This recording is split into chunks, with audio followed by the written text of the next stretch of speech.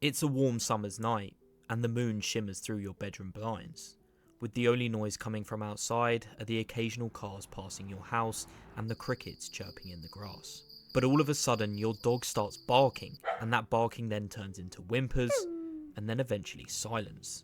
Terrified and slightly intrigued, you slowly make your way down the stairs to investigate what all the commotion's about. You reach the bottom of the stairs, nothing. And then you cautiously make your way to the living room where you heard the noises coming from. And then you see it.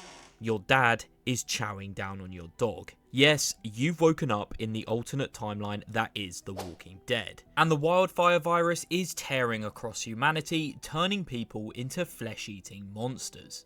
Now, as you can probably tell from my accent, I'm English, which, as we found out in Season 2 of Daryl Dixon, is the only country, as far as we know, that somewhat survived the apocalypse. So my life would be pretty easy. So whilst I could just sit back, drink my tea and scran my fish and chips, that would make for a rather boring video. So I thought we'd spice it up, travel across the Atlantic Ocean to where it all began in the show. For this video, I wanted to talk about two different scenarios, and those are how your situations would change depending on where you are geographically located. For example, living in a city puts you at a huge disadvantage compared to someone living rurally or even semi-rurally.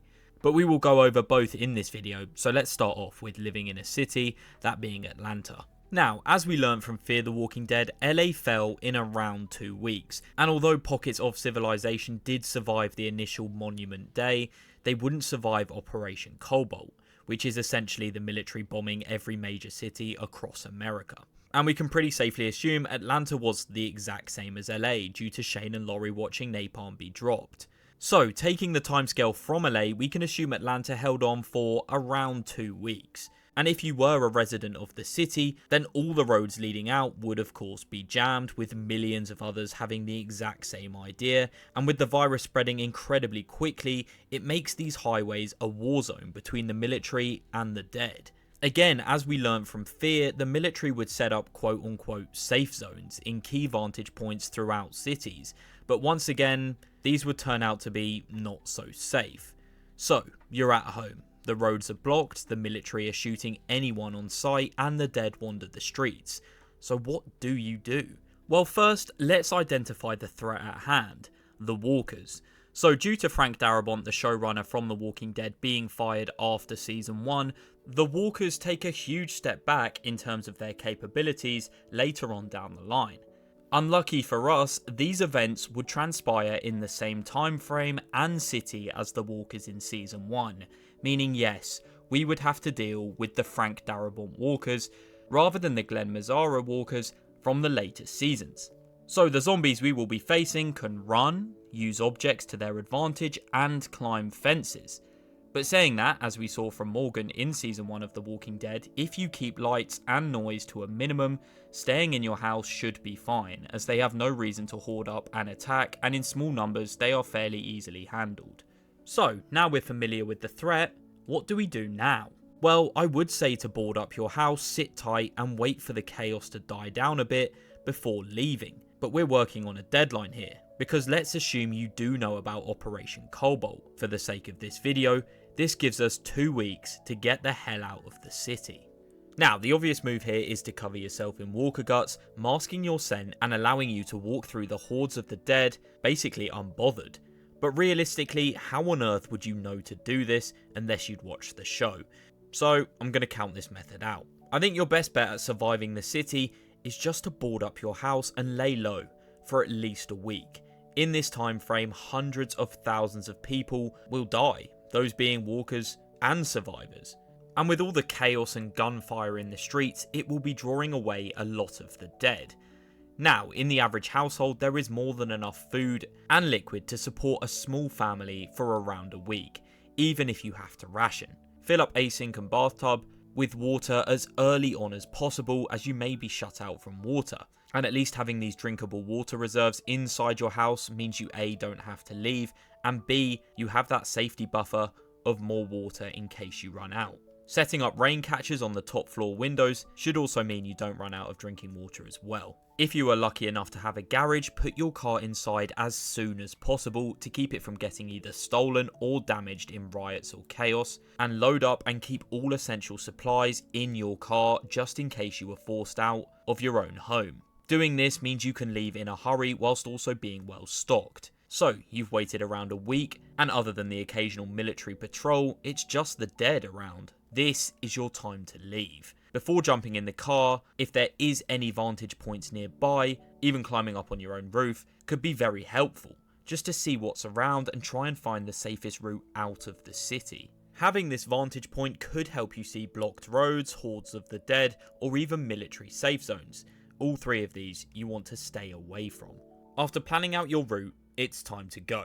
Now the roads will be packed with the now abandoned vehicles, but in this universe, even when people's lives are at risk, no one seems willing to drive on the opposite side of the road. I mean seriously, look at these clips. So please take advantage of this, use this side of the road, and hightail it out of the city. Now you've made it to the outskirts of the city, your next port of call should be finding somewhere isolated with a low population that also offers geographical protection. I'm talking about islands or steep hills that can act as a barrier for the dead. Also, if you do meet people at this early stage of the apocalypse, it might be smart to team up with them. Getting a largish group is not only intimidating for other groups down the line, but there is also safety in numbers, to a certain degree. And it's also good to form connections with people early on whilst everyone's still somewhat humane, rather than later down the line when people start to abandon morals. You want to get in people's good books right now, so they don't kill you later down the line basically. And you're also a lot more likely to not be betrayed, robbed, or even killed by these people in the early stages of the outbreak. So, you've escaped the city and gathered a small but trustworthy group together, but where do you scavenge for supplies? Obvious choices such as convenience stores, hospitals, and doctor surgeries will be everybody's first port of call, and now they are most likely picked clean. I mean, if it's safe, it's well worth a look in all of these, but you probably won't find much at this stage. Your best bet, in my opinion, are gyms and schools. Firstly, by law, gyms are required to have first aid kits on site, meaning you can pick up basic medical supplies, and they also often have granola and protein bars, which keep for a very long time and offer a good source of food. And then there's the equivalent to post-apocalyptic gold, that being energy gels. Gyms often have boxes of these somewhere, and each sachet contains nearly 200 calories and also rehydrates you. I mean, 4 to 5 of these a day is easily enough to get by, and it's a 2-in-1. So, although the texture isn't the best on these gels, they are brilliant for survival and they just keep for ages. And then there's schools. You can often find more medical supplies hidden here, like we saw Madison and Tobias do in Fear the Walking Dead, whilst also often having stuffed pantries, so it's well worth a look in schools. And if you come across any bars on your travels, you can often find hidden guns behind the counters, which could be good for stocking up on weapons. So, you've got your group stocked up on food and weapons, but where do you go from here? Now, I have never been to America in my life, but just looking at Google Maps, slightly north of Atlanta, there is a large lake called Lake Lanier. And this lake has a pretty big island, with food, boats, cabins, and crucially, a singular way onto said island. If you can clear this rather large island, you can basically start a small, self-reliant, isolated community protected by the water. You can fish the lake or hunt the surrounding forest for food, boil the fresh water, and catch rainwater in order to keep you and your group hydrated, and you can cultivate a portion of the land to plant crops. So, if you can clear this island, it really does look to be a long-term solution. There's a singular bridge that connects it to the mainland, meaning if you keep boats on the island and station guards on the bridge at all time, you will be safe from ambushes. The island is easily enough to house several hundred people, and it's in the forest, so you are not only more hidden from other survivor settlements, but it's also unlikely that they will run into you, as you're not really near any cities or towns. Essentially meaning there's not much reason for people to come out and find you, unless they've had the same idea as you. But there's already infrastructure on the island, so you won't need to camp. You can set up fences on both sides of the bridge with checkpoints, and you could even set up a perimeter around the island itself because you can never be too careful. On top of this, it's only about an hour's drive to Atlanta, and it's just under a day's walk, meaning that you're not too far out of the way just in case you urgently need some supplies from the city. Raiding garden centres for tomato and melon seeds as well as other crops is a good idea, and finding chickens, pigs and cows from the abundance of surrounding farms around Atlanta is also a smart plan. I mean, in Season 2 of Fear the Walking Dead, we saw just how effective an island can really be, as we see our group board the island of Katrina, which was fenced off, secure and self-reliant.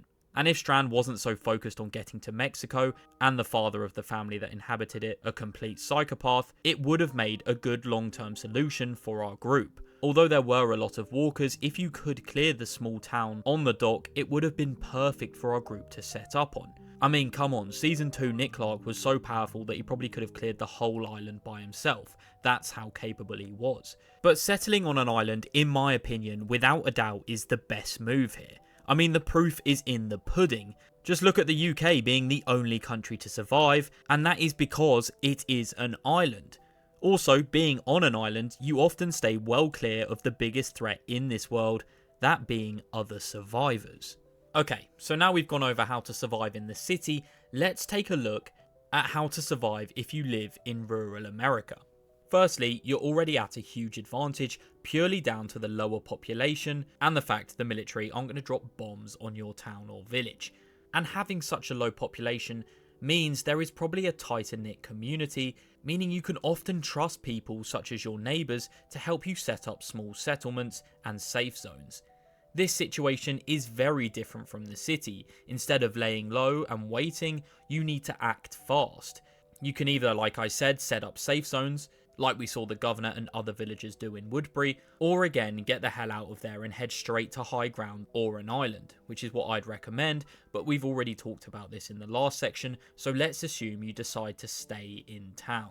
Supplies are a lot less plentiful in small towns and villages, so acting quickly is essential. Again, canned goods and medical supplies are essential to pick up early, and barricading a small estate with cars, buses and anything else you can really find will work effectively. I mean, at the start of the outbreak, the number of walkers in your town won't exactly be overwhelming due to the low population, meaning you have plenty of time to build an effective and sturdy perimeter ready for the later days of the apocalypse, which is when you'll have to deal with hordes of walkers and hostile survivors. Alexandria in Season 6 of The Walking Dead is a perfect example of what you can set up given enough man and willpower. And if you include things such as a lake, or even a well within your walls, it gives you an access to fresh water and possibly a small food supply if fish inhabit that body of water. Ultimately, coming together as a town and working as one, although easier said than done, will be your best chance of survival, and understanding the virus is what will set you apart. We've seen countless settlements, Woodbury, Alexandria, Hilltop and the Commonwealth, that are built on these very foundations of communities working together and building somewhere safe. And although, as we see in Seasons 10 and 11 of The Walking Dead, these settlements might not be invincible, it's a very good place to start.